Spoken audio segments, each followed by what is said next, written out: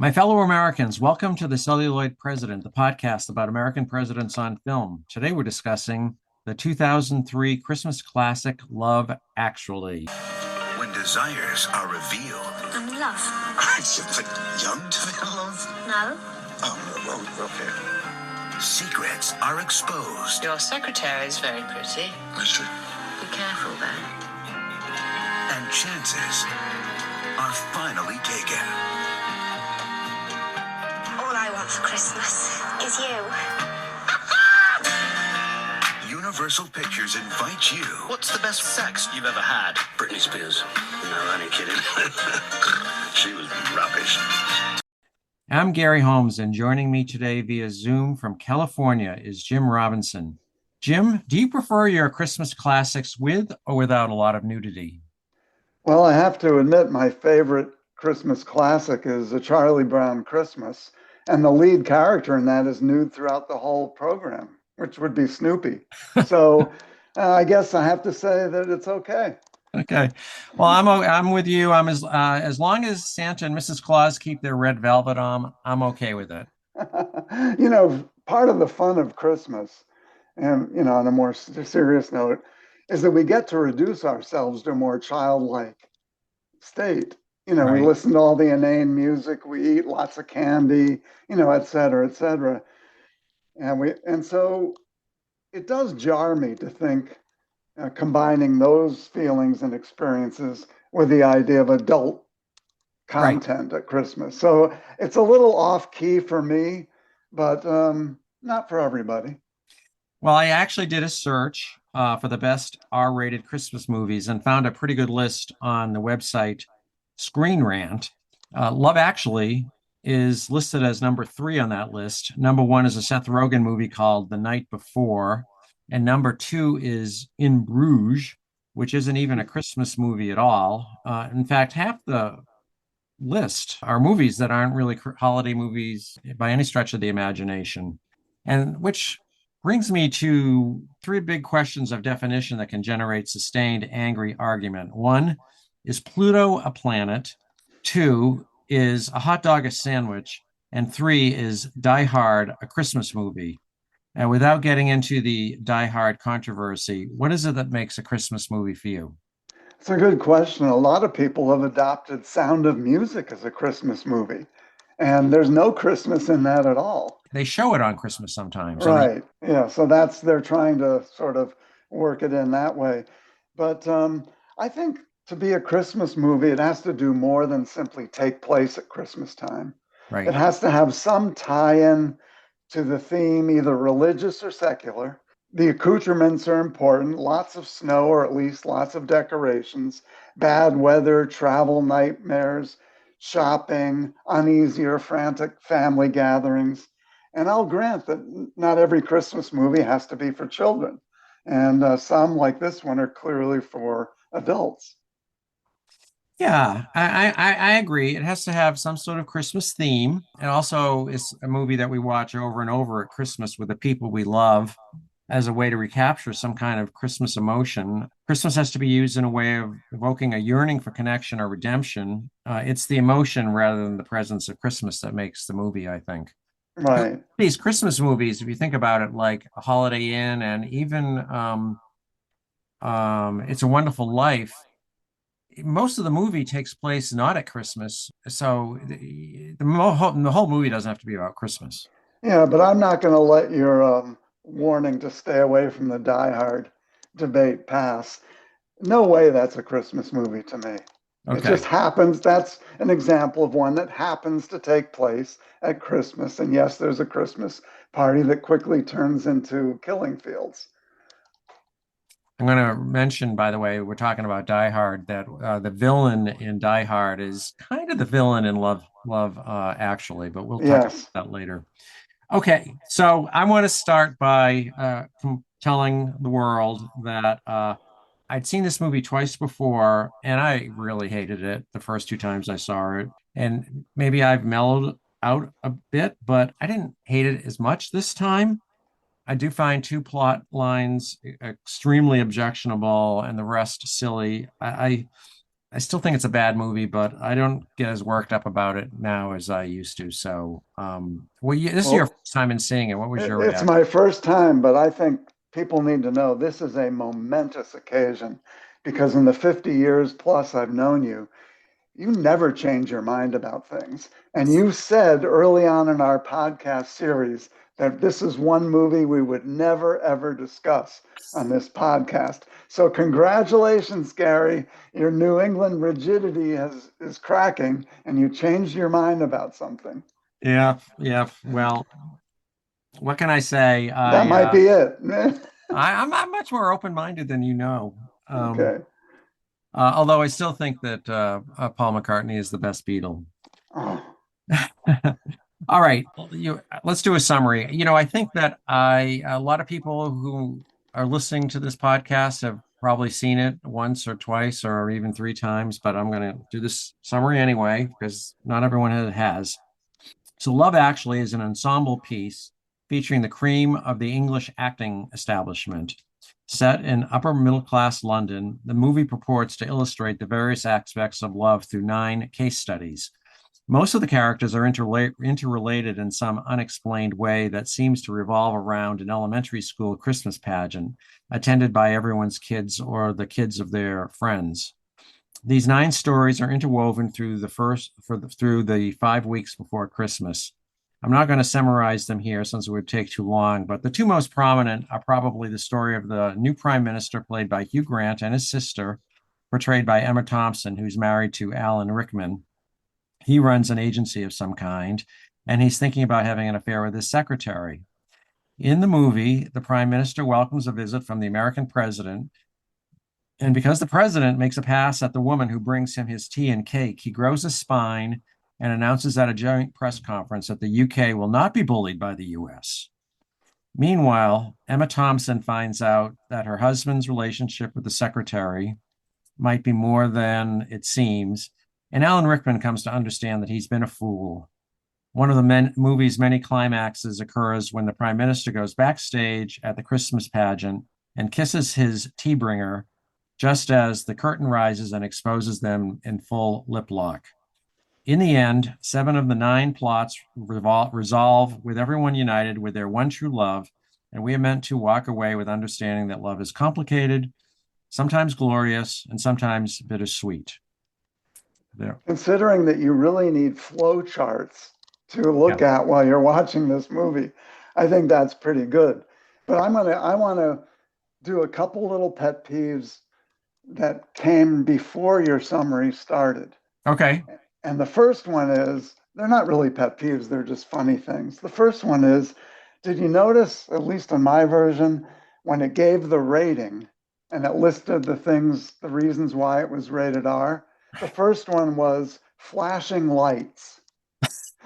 And now we're about to see a movie that simulates oral sex and copulation, and yet the first thing they're warning audiences about is flashing lights. These warnings that they give to audiences have really gotten ridiculous, don't you think? Yeah. Well, cigarettes is always at the top too. You know, Alcohol use. alcohol use. Yeah. Oh, and by the way, there's violence and sexual Yeah, right. situations.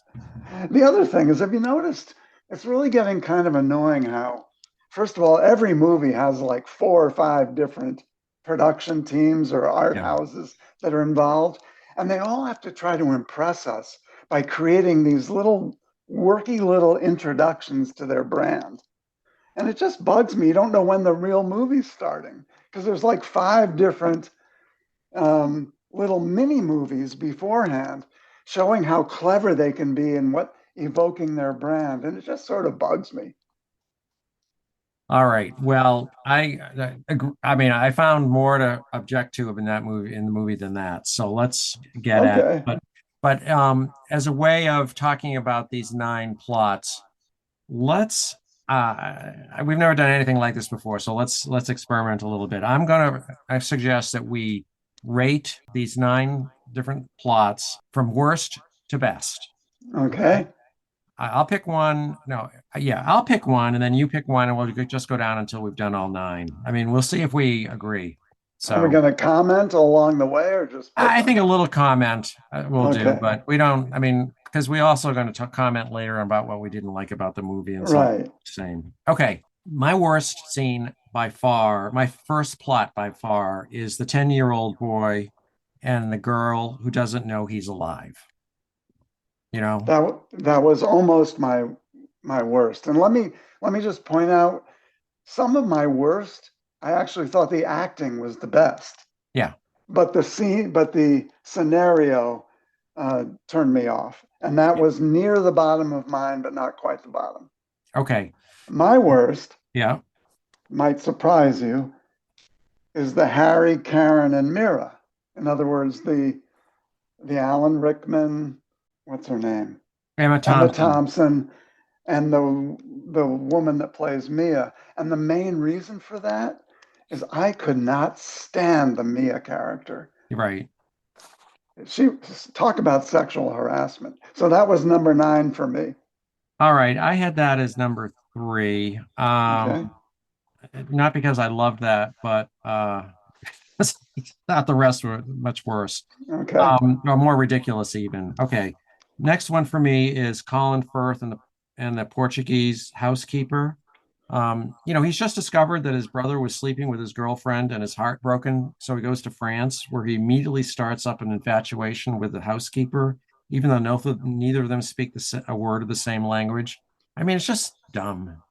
I thought that was one of my favorites, Okay. and it could have been a rom com on its own. Okay. Probably the only one of these scenarios that could have been. My number, where are we up to? 8? Well, Well, well, the seven, second, let's say. yeah, the second least favorite was the kid and the stepfather. Okay. So you had that at the bottom. I had that at 8. First of all, I thought Uh, everything about it was preposterous. And the thing that I reacted to most vividly and I mean, I just couldn't believe it that this kid, his mother has just died. And the thing that he's upset about is he has a crush on some girl in his class. No point in the movie is there any sense that this woman has died and this guy's a widower and the kid's an orphan and all they care about is impressing some 10-year-old girl. well, I thought the interaction between the stepdad and the son, the acting was very good. Mhm. Um, I It turned sour for me the more graphic the stepfather got in his talks with the 10-year Right, old. right. And especially for guys like you and I who didn't even like to shake our father's hands, to have, and would have been were mortally embarrassed by much more benign things like that. The idea of having, talking about banging her in every room while you better, I mean, it just turned really south. But I thought the interaction was good, and I thought the kid was very good acting. Yeah, yeah. Yeah. Okay, I don't know where we are, but let's say we're at six. Okay. The next one I didn't like was this British. Basically, he's an incel who goes to America for sex and hooks up with the three slutty American co-eds who fall for his English accent. I mean, for me, this is further evidence that the filmmakers hate America.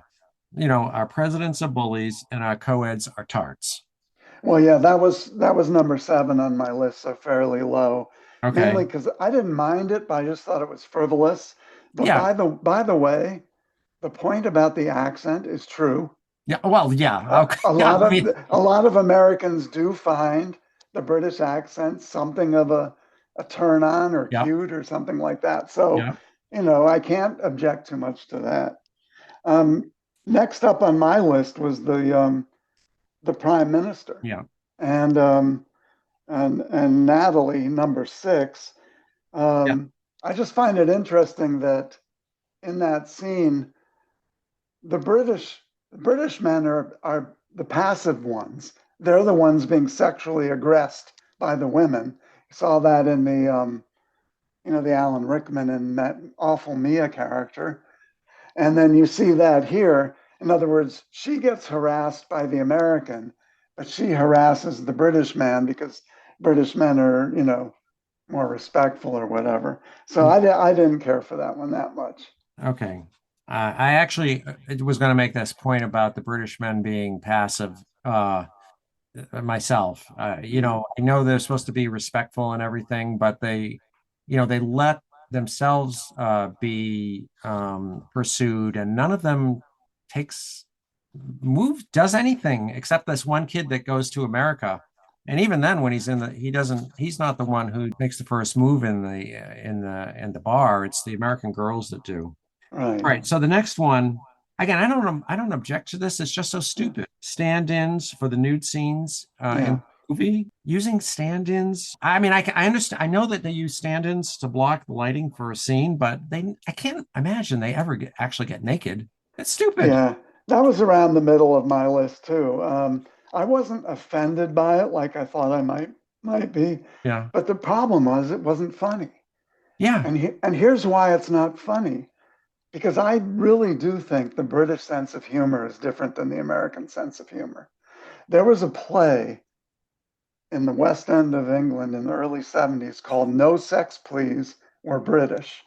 And I saw that play over in London, and the audience was howling, and I was just sort of like, this is dumb.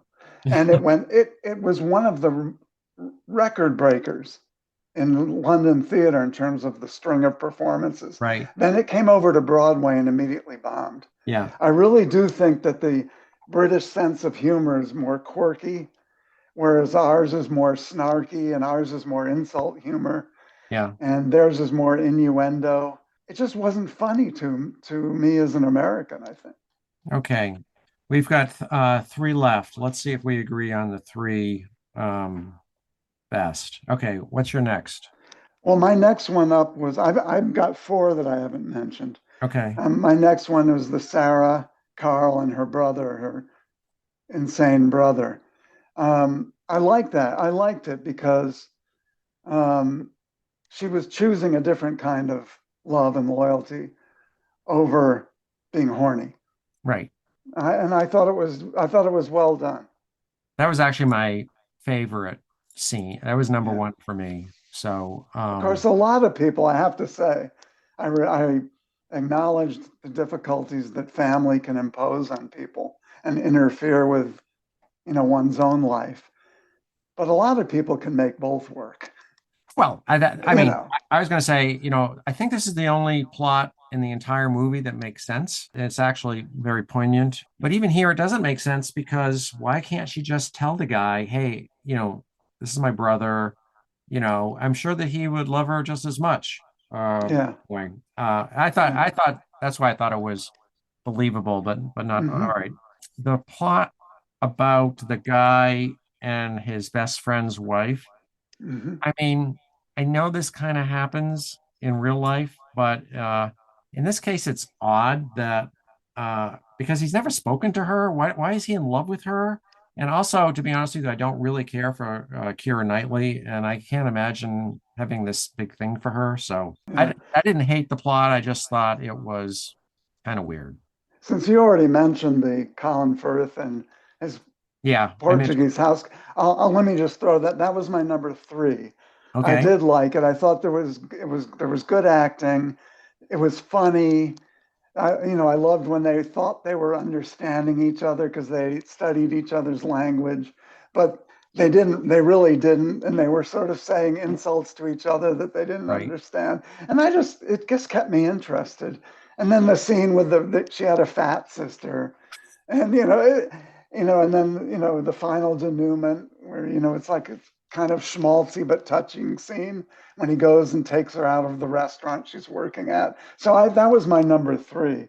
all right. I had Julia, Peter, and Mark, the threesome. The wedding, the one with the wedding. I had that at number two. I enjoyed it because to me, maybe I'm reading into this. I thought they kept it suspenseful as to who did he really love. Did he Yeah, love her or did he love his best friend? And right. even when he didn't want to show the girl his wedding footage, I sat there thinking she's going to find out that it's all close ups of her husband and not her. And so I sort of liked that. I thought it kept me a little bit in suspense. Yeah, So what? I mean, Yeah, yeah. what's your Of course, number one? the most famous scene in the Yeah, movie is when he's pulling showing these cards. You know, he knocks on the door and right. she answers, Yeah, and he's telling her how much he loves her, and you know, and he doesn't, you know, her husband doesn't know that who's there, and he claims that it's caroling, and you know, right. like, how did he know that the husband wasn't going to answer the door, you know? Or come up to the door I'll to come up to listen the to the door, yeah. carols. I mean, it's just I know, but it's movies. all right. I guess this leaves my number two, and maybe your number one, was the aging pop star who discovers the love of his life is his friend and manager. Ding, ding, ding, ding, ding. That was Okay, my favorite. that That was was number my two for favorite. me. Yeah, because the reason it was number one, it was so entertaining. First of all, it reminded me of Spinal Tap kind of stuff. Right, right, And I thought any scene that Bill Nye was in as Billy Mack, the aging right, pop star, was right, good. I immediately, my attention snapped back to the screen. And there was just so much, it was kind of an easy part to play, frankly, right, because it's obvious in a way.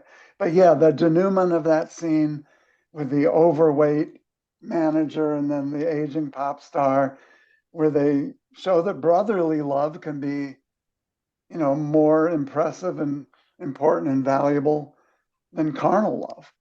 right, right. So that was my favorite. Well, my that was my second, my number two. And although it creeped me out a little bit when, you know, he came in and said, "You're the love of my life." I mean, what guy says that to another guy? I mean, it's just, Right. Well, especially Brit, you know? yeah, but you're kind of thinking Brian Epstein and John Lennon, et cetera. I know, but do you think that's what Epstein said to John Lennon? Probably once, according to some of the folklore. Yeah. Okay. Do you think John Lennon Anyway, said it back? there's all sort of, if we got into that, we'd be All right, all on an right. hour-long segue. Okay, okay. All right. All right. Well, moving on. What's Um, your number one? I told you already, it's Laura Linney and her brother. I got Um, it. Okay. yeah, Okay. and I like, as I said, I like that because as I said, I think it's believable, and it's also a non-carnal love. Yeah, so that's my number one. Okay. All right, I want to move on since this is a movie. Sorry, I want to move on because this is a podcast about presidents, and this movie features a fictitious American president who's in London for a meeting with the prime minister. What did you think about this depiction of the American president, and you know, why is it even in this movie? Well, I think the reason it was in the movie is because they wanted to have the prime minister in the movie, in part to show that, love is sort of has a universal appeal, and people's love interests and quandaries can go from working class blokes up to number 10 Downing Street. And because they had the prime minister in there, they thought it would be a good add on to throw in the American president. This was done at the end of 2003 when there was lots of intersection, both supportive and controversial, over the war on terror and the invasion of Iraq. And so I think it put some, political drama into it.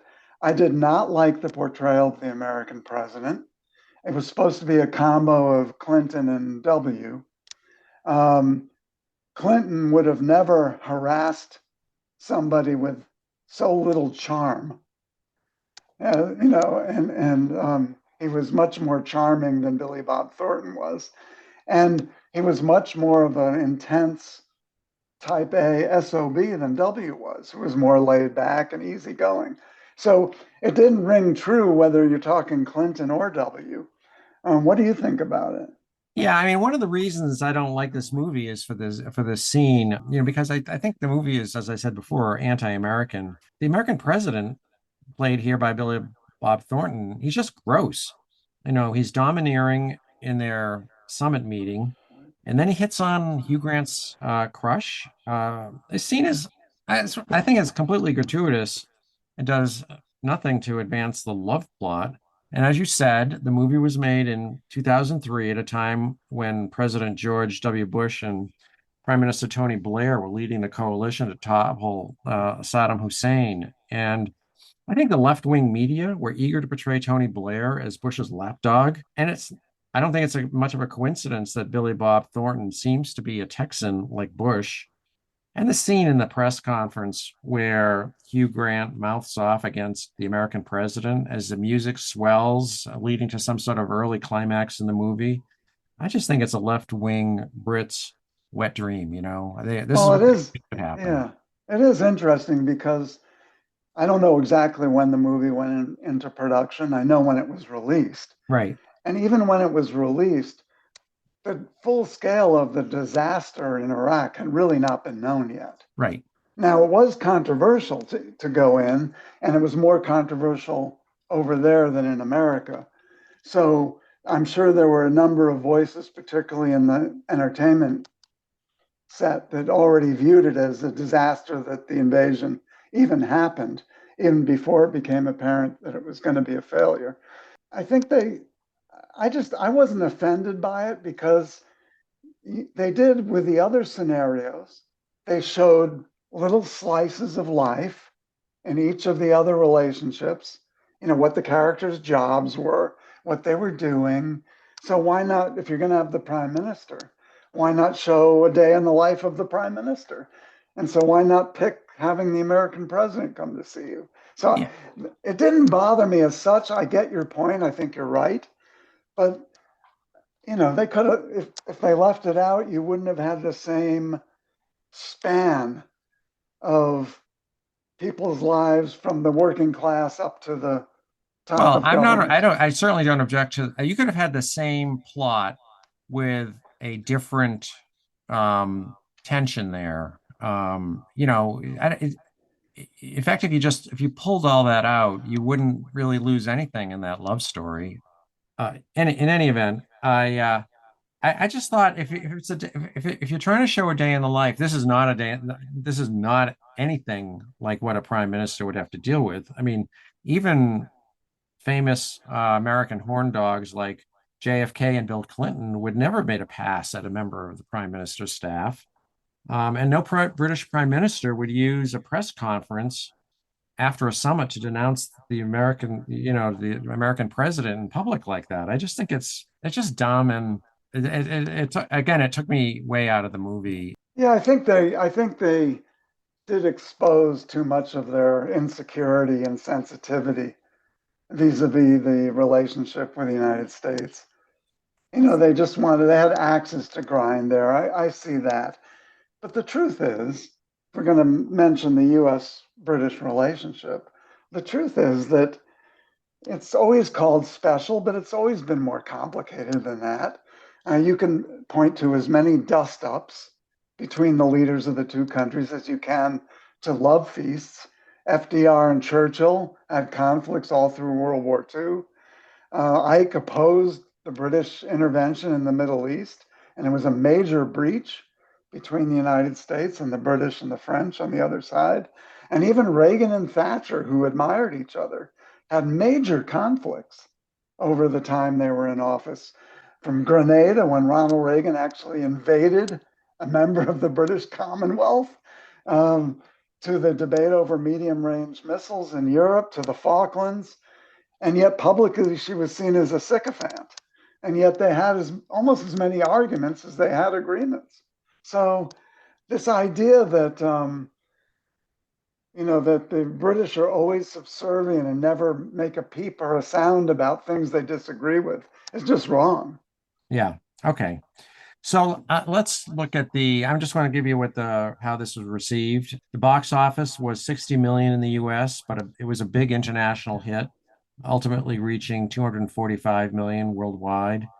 In the U.S., it ranked number 45th in 2003 in terms of box office. Finding Nemo was number one that year at 335 million in the U.S.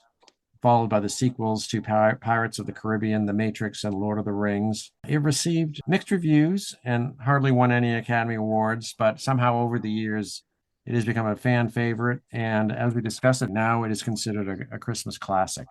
So, who would you recommend this movie to?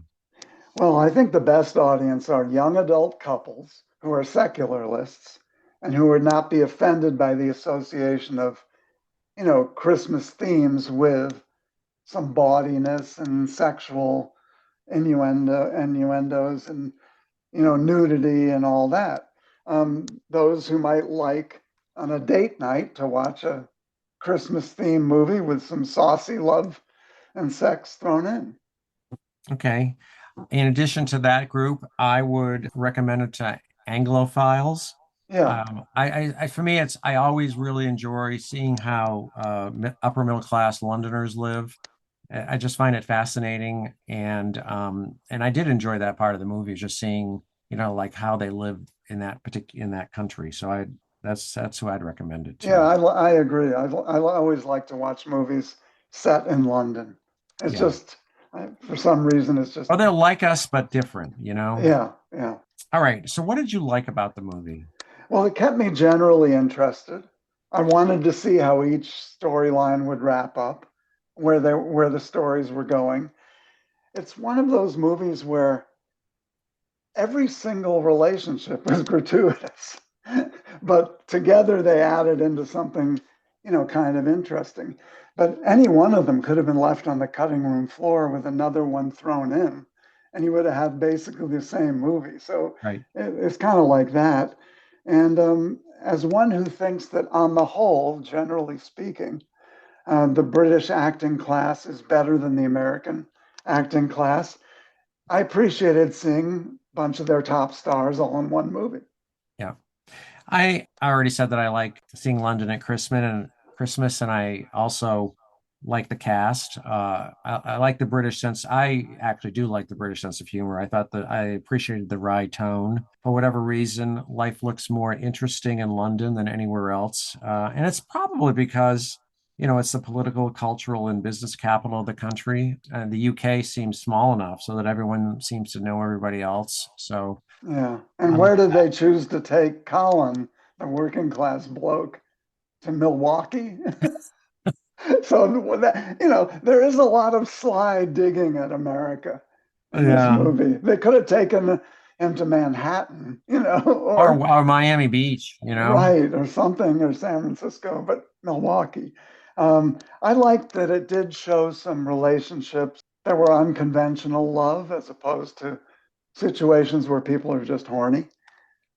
I'm going to talk The about that later. yeah, Um, I did appreciate that the men were not presented as ogres, which so often happens in movies like this. There's no toxic masculinity in this movie, except for the American president. except for the American president. But as you have already pointed out, they're all kind of beta men, Yeah, half of them are mooning over somebody without actually acting on it. No one's aggressive except the American president. Even Alan Rickman, who's about to enter into an affair, is lured into it by his secretary as if he has no agency of his own. So, I mean, yeah, whatever. I mean, they're not the worst men we've seen portrayed in movies, but I don't know. I thought it was moderately funny. I yeah. appreciate the humor more this time than before. Anything else you like? No, that's pretty much it. All right. So I have a long list of things that I didn't like. Do I you want? don't. You don't? No, I Okay. mean, because my likes weren't that strong, so my dislikes aren't that strong. But basically, I've already pointed out that I think the British style of humor from the Goon Show of the 50s that the Beatles like so much to Peter Sellers to No Sex Please We're British to Monty Python is different than the American comedic sense. And I get some of the British humor. I love Peter Sellers, for example. But basically, I thought a lot of the humor in this movie, particularly when they get into sexual innuendo, falls flat. And I basically agree with, I read a comment by Roger Ebert who said that this movie feels like a gourmet meal that turns into a hot dog eating contest. Um, there's a frivolous nature to most of the scenes, but that's okay. Well, this sort of goes, in a way, might go to one of my complaints. I guess my primary complaint is that for me, this movie has a very narrow conception of love. At the risk of sounding pretentious, bear with me. The Greeks differentiated many different kinds of love. I mean, there's eros, a romantic love, which is represented in several of the storylines here. In fact, it's the primary storyline. There's philia love, which is fraternal love and platonic relationships, which is what Bill Nye and his manager had. There's storge, which is a love for family members, which we see with Laura Linney and her brother. And then there's agape, which means love for humanity, which is not present here at all. But even in this eros love that we talked about, which I think is overrepresented, as I said, there's two plot lines that are not based on romantic love. But even in most of those other cases, well, it's not really love we're talking about; it's infatuation. I mean, these Mm. guys have crushes on these women that they barely talk to. You know, they can't speak the same language. They've they've they've really never talked to each other. So I mean, again, I just think the love is not represented in its fullness here, especially if you think about the way the movie starts and ends with those montages of these love scenes at the airport where people are rushing into each other's arms. You see grandmothers and the grandkids and brothers and sisters and friends, and there's all kinds of love at the airport, but not in the movie. Well, that's what I was going to actually ask you about when I heard you talking about the universal love. Is didn't they at least try to broaden out the focus at the beginning and the end and bracket the movie in that way? Granted, they weren't plot lines, but I think they made the point that this is something, different forms of love um, sort of envelop everybody, and from Yeah. the high and mighty to the average people at airports. Well, what they're showing in the movie is that the high and mighty down to the lowest all are prone to infatuations and horniness. Yeah. Um, Agape is broader than just agape is about like people who have a love of humanity and give of themselves to people they don't even know, and or sacrifice themselves. Like soldiers have agape for everyone else who's in the army and for their countrymen back home. Yeah, I mean, I see that point. I just wonder how you work that into a rom-com. Yeah, Um, well, but they do claim to be about love I mean, yeah, actually. you could So call it infatuation, love partial or actually. love partially. Love partially, The right? other thing, speaking of that, I mean, to be not pretentious but correct, they apparently had a gay relationship in Right. that one and cut it out. It was a lesbian relationship, but they didn't have same-sex Yeah, well, of relationship among course, their 9 or 10. right. Although the manager and the pop star came close, and I thought they did keep people a little bit in suspense on the triumvirate of the married couple and the guy's best friend, but they didn't really run the gamut. But that's okay. I don't have a quota system like Hollywood does. Well, I know. Of course, if it was made even 10 years later, it would have It had a would have, which was going to be one of my points later on. Yeah. yeah. So, as I said, I cannot tell you how much I hate that plot line involving the 10-year-old boy. Especially, I mean, the kids, again, the kid's mother just died and he is like, "Boo," Yeah, but I and mean, the without getting into it too much, I've been around 7 and 8 and 9, 10-year-old kids whose mother just died, uh my brothers. And they're not going to have the reactions you necessarily expect. They're not. It's not going to be paroxysms of crying. It's going to be come out and manifest in different ways. I'm not arguing for the realism of this set of scenes, but I am just saying I don't know what you would expect. He closeted himself in his room. He wrote a message on his door saying, "Leave me alone." To me, that sounds like a form of grieving. So I don't know. I think you're trying to apply what you consider to be adult reactions to a 10-year-old kid. They did do inappropriate adult reactions for this 10-year-old Well, that's kid, the other thing about but the way not, the but kid, not, but not. I think the way you're saying it. well, the way, and also the way the kid talks is just like an adult. He talks Right, like a self-aware advice columnist in the New York Times. right. He even encourages his father or stepfather to start dating again just 3 weeks after being widowed. Yeah. I just felt sorry for the poor mom, who must have been so forgettable. Like, mom's gone, no big trouble, big Yeah. deal. Well, as I pointed out, I truly hated and cringed the Mia character, the Yeah, woman in the office. right. I mean, she should be brought up on charges. I mean, who says sexual assault and harassment has to be always the person in the superior authority to the underling? I didn't even find her that attractive. I mean, you're married to Yeah. Emma Thompson, for God's sakes, and you know, this Well, is but what Emma you're gonna throw your Thompson, marriage away for? she really did her frumpy British housewife routine in this, so I'm She not did sure it, that's but even so, I mean, yeah. she's still pretty hot. I Um, know you think that. Yeah, I know, you've I said think that that. before. The other thing I I'll don't, take Linda Gray over Linda Gray, yeah.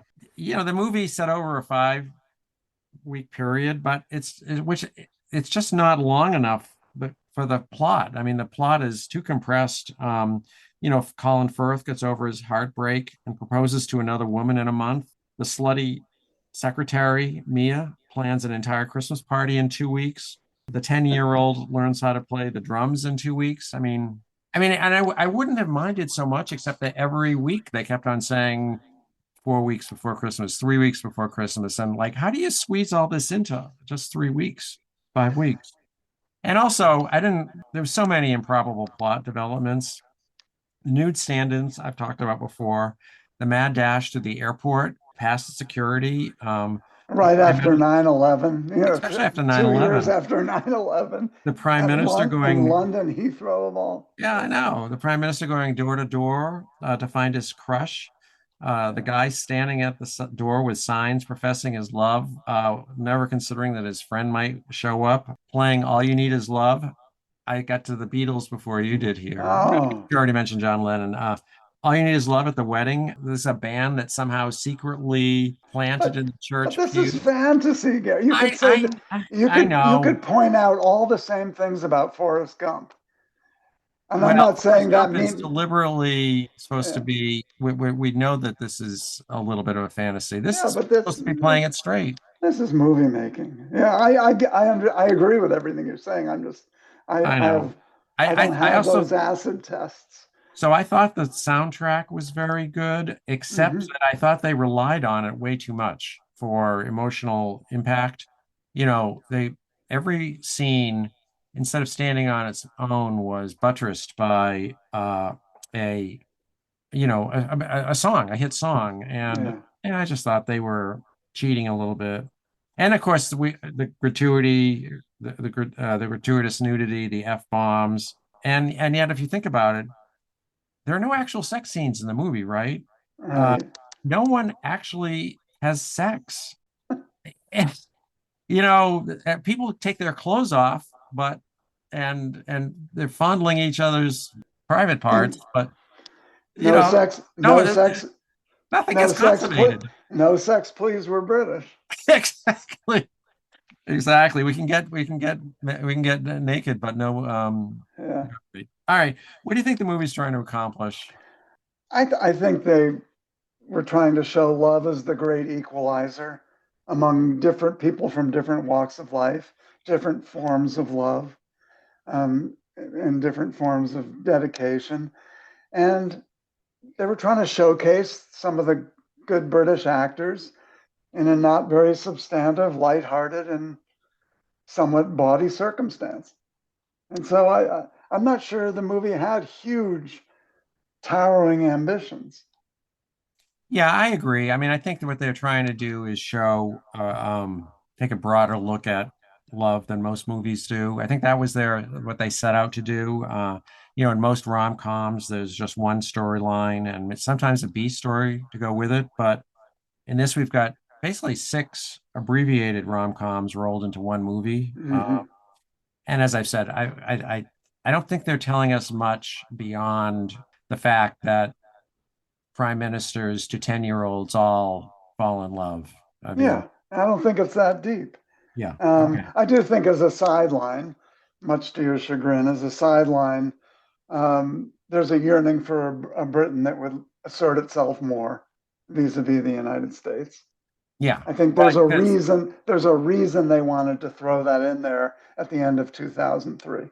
yeah, yeah, I think they're all obviously making a gratuitous political point about the state of they think that their own government is subservient to the Americans, and Right, they don't like that. And right. so they showed the prime minister finally standing up in an extremely unrealistic scene with this music swelling. So yeah, I mean, I think that's part of it too. Yeah, That's a sort of an extra bonus yeah, for a for, British audience, for and it British. is interesting given the difference in scale between the American movie-going public and the British movie-going public, that it made more money in Britain, had a much Yeah, bigger box right. in Britain than the US, which is hard to accomplish. Right. You Considering that know, our audience is maybe three or four, or maybe five times bigger. yeah. All right, let's talk about the actors. So this is almost impossible to talk about since there's so many of them. But what about Hugh Grant? I, In 1990s and early 2000s, he was the ideal male rom-com lead. I mean, he was in Ford, Weddings and a Funeral, Notting Hill, Bridget Jones's Diary, About a Boy. What did you think about him? I thought he was good, and I think as time goes on, he's broadening his range in some good ways. The most recent thing I've seen him in is he played Jeremy Thorpe in a very English scandal on Amazon. Jeremy Thorpe was the political leader in Britain who had a gay relationship, and then to keep it silent, had a murder plot to kill the guy, and went down in disgrace because of that. And he was very good in Yeah, that I saw role. that actually. Yeah, I also agree. Very good in yeah, that. No, he's not. He doesn't do rom-com stuff anymore at all. yeah. I think, but I thought the most recent thing we saw him in was Frosted, You're right. And then Frosted too. where he Yeah, plays Tony the Tiger in that Jerry Seinfeld movie. So it was great. It was no, great in that. I like him a lot. He's got this self-deprecating, bumbling, witty, floppy-haired charm that's quite attractive. He's a little. I'm glad that he stopped doing it because he was getting a little typecast and it was getting a little overripe. But so as much as I enjoy his performance, I thought it's not like I wish that he was on the screen more. Yeah, yeah. I thought he was good, and also I think he played a Tony Blair type pretty well. It was a pretty Yeah, good imitation yeah. of the glibness and the charm and that kind of thing. Yeah, yeah. What do you think about Emma Thompson? I know you don't love her as much as I do, but what do you? No, I can't. Sorry, Gary, but I did thought she was very good in this movie, even though I didn't like that whole relationship. I think she played the frumpy British housewife quite well. We've seen her in another movie we've discussed here. She played Hillary Clinton in Primary Colors. So this is not our first go around with her. I thought she was good. You obviously thought she was great. Well, yeah, I mean, I don't think she's working too hard in this movie. I found it believable though, as a funny, attractive wife and mother. But watching this movie reminds you of how inbred the British film industry is. I mean, Hugh Grant played her love interest in Sense and Sensibility 5 years earlier, and now she Hmm. plays their brother and sister. All right, Alan Rickman, previously discussed as the villain in Die Hard. Yeah, I don't. I know he was in the Harry Potter movies too, Yeah. which I haven't seen. Sorry, everybody. And I don't have kids. And So he was okay. I didn't like that whole plot line. Yeah, yeah. I mean, he's mostly plays villains because he's got this very distinctive, deep, drawling, very vaguely sinister voice. He was also in Sense and Sensibility with Hugh Grant and Emma Thompson, and he and Emma Thompson were in the Harry Potter movies together, where he played Severus Snape. That name doesn't mean anything to you, but for all Harry Potter fans, they'll recognize that. Hmm. But he's not a particularly lovable figure in this movie, and it's hard to see what either Emma Thompson or that Mia secretary, that homewrecker, see in him. I can't really criticize the acting because the role is so unsympathetic, but again, I don't understand who would cheat on Emma Thompson. You forgot to mention that he played Ronald Reagan in The Butler, Oh yes. which we Okay, just saw. I'd forgotten that. I also want to mention that Laura Linney was in Hyde Park on Hudson. Hyde Park on Hudson. Yeah. So And we're Billy seeing. Bob was James Carville Oh, that's right. in primary color. So So we're we're seeing a lot of celluloid president alumni in this movie. talking about inbreeding. Yeah, he does kind of look kind of inbred. Colin Firth, he's an I thought Academy he, Award winner for The yeah, King's Speech. and he was much better in this than the King's Speech. But I only say that because I'm not a fan of the King's Speech. Right. But I thought he was pretty. I liked that plot line. I thought he was pretty good as an acting in Yeah. this movie. I mean, I think again, I thought it was a little bit amusing, kind of preposterous. I guess we've all know someone who's married someone else on the rebound, but maybe not after 5 weeks. But anyway. Liam Neeson, another major movie star and action figure. Yeah, I thought he was good. I thought he had to show a little more range than some of the others, and he had to go toe to toe with a cute kid, which actors always fear that for being upstaged, Right. either that with the kids or dogs. And so I thought he was pretty good, even though, as we've talked about, some of the writing and the scenes that they were in together were either ridiculous or cringeworthy. So that's kind of my list of people I want to talk about. Do you have any others you want to call out? Well, and my favorite was Bill Nye Oh yeah, right. because it was the most entertaining part of the movie. My attention span quickly focused whenever he came on screen, and I just thought he did it perfectly. And it's not that hard to do, I don't think. But I thought he did it as well as the guys in Spinal Tap did their roles. I did think Laura Linney was very good. Yeah, And I mentioned the kid and a couple other honorable mentions, not a comment on their acting. But January Jones was one of the girls in Milwaukee. She was absolutely. Betty Draper in Mad Men. And because we've got to do this, Denise Richards was one of the Milwaukee girls too. She played nuclear physicist Christmas Jones in the James Bond film The World Is Not Enough. Okay. Congratulations for finding the James Bond connection. And There were numerous Beatles connections in this movie, I'll say yes, I too. was I just mean, going to get, by the director, of course, who one of his films was Yesterday. okay, that's Yeah, right. the That's right. movie about the guy that wakes up and the Beatles don't exist, so he steals all their songs as his own. Right. And that was directed by Richard Curtis, the director of this movie. Okay. Yeah, the Richard Curtis definitely has a British sensibility. Again, he did About a Boy. I don't know if he did About a Boy, but he did for Weddings and a Funeral, Notting Hill, and he never sold out and came to America and made a Marvel movie that I'm aware of. All right, favorite scenes. Favorite scenes. The Billy Mack re-recording of Love Is All Around, how he keeps goofing up the take, and then his radio interview. And basically any time he was on the screen were some of my favorite scenes. Yeah, I would agree with you that Bill Nye, all his scenes, he's very funny, Yeah. and everything. I completely agree with that because he's all spaced out and he's like someone that doesn't have a filter and just says whatever is on his mind. I just said before, far and away for me, the best scenes in the movie are the montages at the beginning and the end of the movie of people running into each other's arms.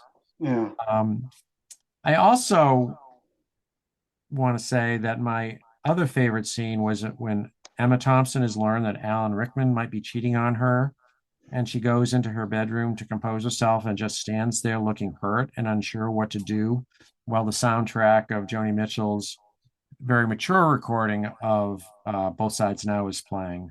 Yeah, Uh, I thought that was really, her acting was really good in that scene. And then to go right back like nothing has happened right, and be a good mom to the kids on Christmas. right, right. And with I thought that was real. Many women and men have had this experience where they have this sudden realization that their husband or wife is cheating on them and have to, deal with it. And plus that, that song, the Both Sides Now song, the way Joni Mitchell sang it, we all know the way she sang it when she was like 25 years, 22 years old. And then she sang it 30 years, 40 years later with this husky. and a million packs of cigarettes later. Yeah, yeah, exactly. A voice completely different, and it takes on an entirely new meaning. I You looked know, at, I have to admit, I had not heard that before, oh the no, recent recording, and I like it better yeah, than the little girlish sound of her high soprano in the early days. And they're both good, and the yeah. song is good. But I actually, I said, I got to check that out.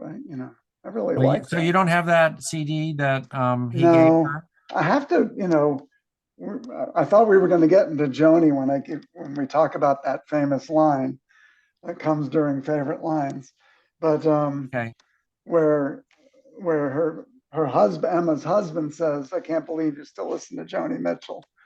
Um, I haven't really been listening to Joni Mitchell for a long, long time. okay, I okay. got turned off by her very superficial politicking in the Right, 80s right. and it was never the same after that.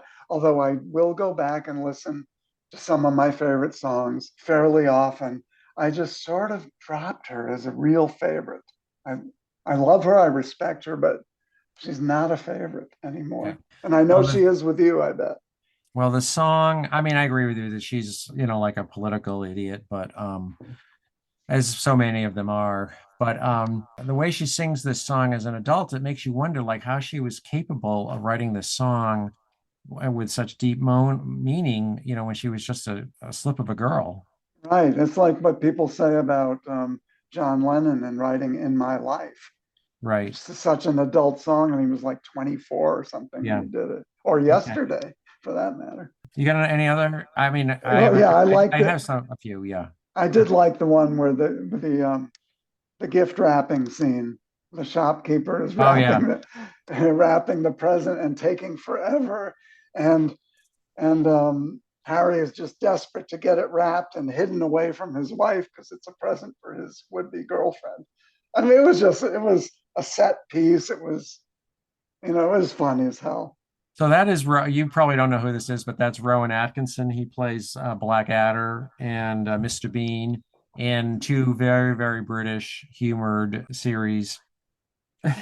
So I like the scene where they were playing God Only Knows by the Beach Boys, mainly because I think that's such a fantastic song. Paul McCartney said that's his favorite song of all time. And, and some of the relationships were being all pulled together Yeah, during the playing of that song. So I just liked it because of the song, to your yeah, point about using the music, yeah, you know. yeah. I thought it was hilarious when Hugh Grant was dancing by himself in 10 Downing Street and he gets caught by his uptight housekeeper.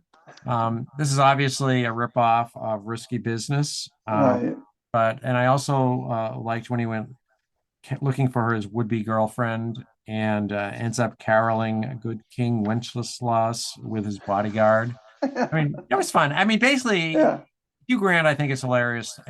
Bill Nye and Hugh Grant, almost everything that they do is funny except for the scene with the president. Yeah. Yeah. I like those scenes. And I did notice the ripoff of Tom Cruise in Risky Business. Yeah, he's a good dancer. Yeah, I I was know. like, who would have known? Yeah. You have any others? No. I've already talked about my least favorite scene, so I won't belabor that. Yeah, me too. The Mia scenes. Yeah. Any favorite lines? Well, I know, Well, yes. the There Joni are many line. favorite lines. This is one of these movies where there are many funny, good lines. All I right. love the one where Billy Mack's remade song hits number one. So he immediately gets invited over to Elton John's place. And then he comes back, and the manager starts whispering sweet nothings into his overweight manager's ear. And the manager says, geez, 10 minutes at Elton John's, and you're as gay as a maypole. Yeah, yeah, yeah, yeah. I wrote That that was, down too. Yeah. yeah. When Hugh Grant is mooning about how he's in love with a member of the staff, and he looks up at a portrait of Margaret Thatcher and Yeah, says, "You have this kind of did you have this kind of problem? Yeah, of course you did, you saucy minx." I know. That was good. I like the one where this is a little bit of a personal one, but when when Jamie is goes to his right before he decided to go run off to look for his Portuguese housekeeper, he first goes to his family house where Yeah, all his nieces and nephews and family are, and he takes one look at what's going to be a typical regular quote unquote boring Christmas. He says, I'm leaving. He walks out. As he's walking out, one of the little kids who's always unfiltered says, I hate Uncle Jamie. And it's personal because I'm called Jamie by all my family. right, right, right. So I You just know, imagine somebody saying that about me. I hate Uncle Jamie. when I was watching that scene, I was wondering, I wonder if his brother is there, the one that stole his girlfriend. Yeah. I don't know why he's there in the first place. Emma Thompson to her daughter when she's told when she's told the part that she'll be playing in the nativity scene, and she says, "There was more than one lobster at the birth of Jesus." That was good. All right. Anything else? Who did the director write this movie as well? Richard Curtis? I I think he don't did. know. I Yeah, I don't think know. he was a co-writer or something. No, that's it on lines for me. I just have one more. The with Bill Nye when he's promoting his record on TV, he says, "Hiya, kids. Here's an important message from your Uncle Bill. Don't buy drugs. Become a pop star, and they give you them for free." Yeah, that was good. But again, everything that Bill Nye says is funny. Right. I'm going to cite a particular line. I usually don't do wet worst lines, but again, this is the son when Liam Neeson convinces him to go to the airport, and he says, "Okay, Dad, let's do it. Let's get the shit kicked out of us by love." I mean, what kind of house are they? First of all, it makes me uncomfortable that some stage mother, allowed her kid to say that on screen. But no one talks like that. Well, Gary, we might be showing our age. We don't really know what 10-year-olds and 11-year-olds and 12-year-olds talk like these days.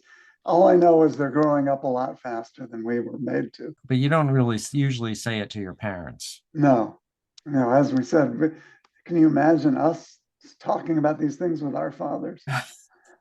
Anyway, no one ever has said, "Let's get the shit kicked out of us by love" to someone else. It's just a ridiculous line. Never mind a 10-year-old. All right, the relevance or comparison to politics and society today. Well, certainly the relationship between the Brits and the Americans at the highest levels and also culturally, I think is always relevant. Whether it's how is our new president and the current prime minister of the UK, how are they going to get along? To how are our cultures similar and different? I think are just to expose any of that, whether it's realistic or unrealistic, whether it's just background scenery or plot lines and humor, styles of humor, I think it's relevant. So, it's always going to be interesting. Well, from my perspective, just talking about the politics for a second, this harkens back to a more collegial time that doesn't really exist anymore. There's a sense in this movie that the U.S. and the UK are the two most important countries in the world. and that isn't the case anymore. And I'm not an expert on British politics, but I doubt any current prime minister can travel about London so freely without being harassed by the media and his political appointments, the political opponents. And finally, no social media tracking the prime minister Yeah. or commenting on his every move. So, Or to I can't, find out that he's going to all these big parties during the COVID lockdowns that he's right, imposed, right. like Boris Johnson. It's just such a gentle society over there, and we know that Yeah. it's even nastier over there than it is here. Oh, yeah. And the other thing is that is really different is, we now live in a post Me Too world, and a lot of the behavior in this movie would be construed as stalking, workplace harassment, or just plain weird. I counted at least four relationships between a boss and a subordinate, which would, Yeah. totally, have the Me Too police on their tails. So Even if the subordinates caused it, even if the subordinates caused it, that exactly. doesn't matter in the Me Too era. No, we Um, can't I think suggest that that ever happens. yeah, right. You can. I think of course, the yearning for love and sex and the different ways that manifests itself, you know, is always going to be interesting fodder for movies, whether it's done well or done poorly. So I think that you can't count against this movie on relevance. You can on execution and on development of the points and the themes and all that. So, Well, so this one of our final questions is, could this movie be made today? well, you'd have to have the apply the Hollywood and British films making strict quota system for the number of same-sex, non-binary, and trans couplings Right. amongst the relationships.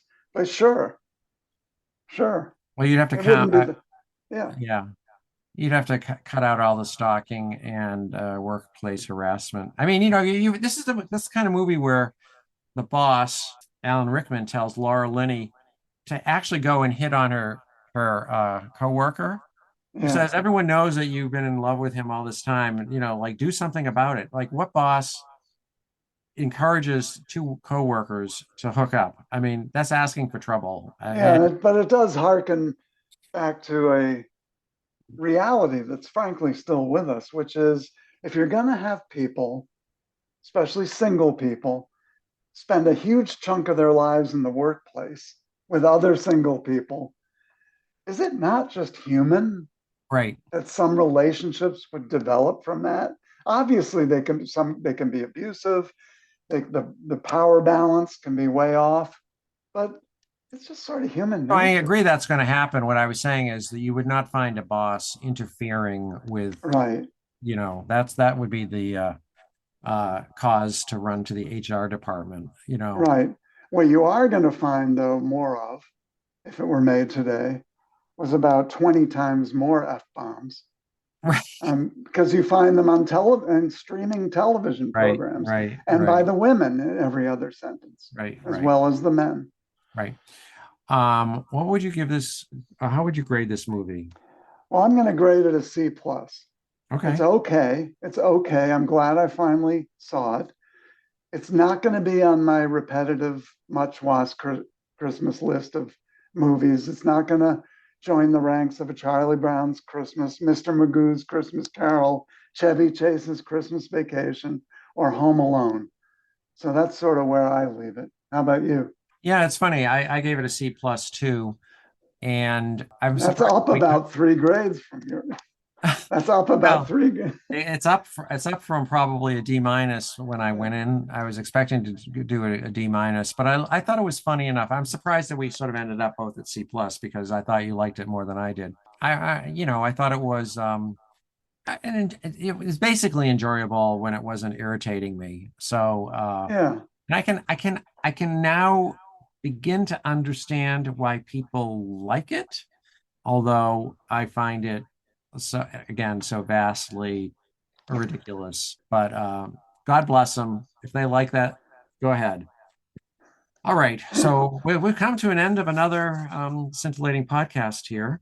I want to just remind everyone that the podcast is available on Apple, Spotify, and Amazon for subscribers. So I hope people will subscribe. I think we've agreed that our next movie is going to be Dave, in which Kevin Kline plays a presidential doppelganger. So look for that in January. I hope you have a good Christmas, Jim.